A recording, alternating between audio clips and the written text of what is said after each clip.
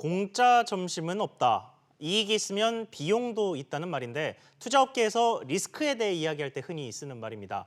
앞서 보신 트리플 B 회사채 역시 대기업이니까 괜찮겠지 아니면 설마 망하겠어 이런 아니란 생각을 갖고 계신다면 큰 낭패를 볼 수도 있습니다. 관련해서 손석우 기자와 이야기 이어나가겠습니다. 자, 손 기자. 네.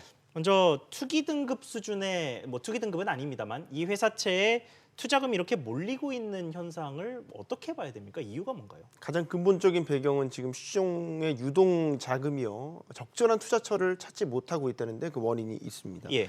주식시장을 보면 수익률이 지난해 큰 폭으로 꺾였다가 지금까지도 반등의 기미를 보이지 않고 있죠.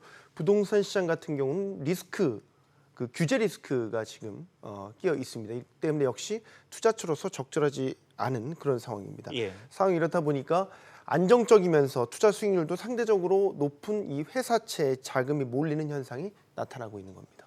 그런데 아무리 투자처가 없다고는 해도 이 투기 등급 수준의 회사채에 이렇게까지 자금이 앞서 리포트에서 굉장히 많은 자금이 몰린다고 나왔는데 네. 이렇게까지 자금이 몰리는 건 다소 이례적인 상황 아닙니까? 그렇습니다. 이렇게 채권 시장에 투자금이 이렇게 몰리다 보니까요. 수요와 공급의 원리에서 채권 금리가 또 떨어지게 됩니다. 예.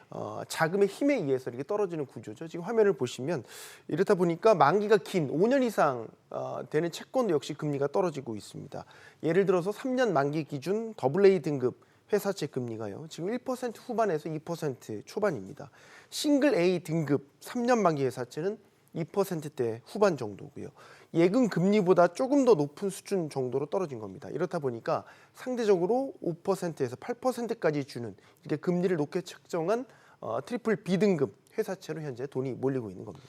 그렇군요. 그런데 어쨌든 위험하다 이런 이야기인데 네. 그러면 트리플 B 등급 회사채가 구체적으로 얼마나 위험한지도 좀 설명해 주시죠. 네, 그러니까 교과서적으로 먼저 보면 투자를 할 수 있는 등급 채권 중에서 디폴트 위험, 즉 채무 불이행이 될 가능성이 가장 높은 채권으로 분류가 됩니다. 예를 들면 현재 유동성 위기를 겪고 있는 아시아나항공 잘 아실 겁니다. 이 아시아나항공의 회사채 신용 등급이 바로 트리플 B 예. 등급입니다.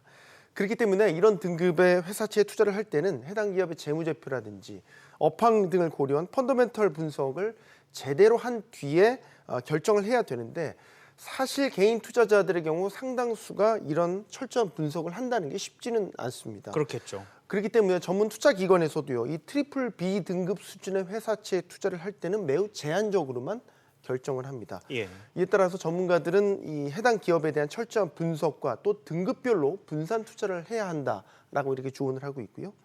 회사채에 전문적으로 투자하는 공모펀드에 간접 투자하는 것이 상대적으로 안전하게 수익률을 올릴 수 있는 방법이라고 권하고 있습니다. 그렇군요. 손 기자 이야기 잘 들었습니다.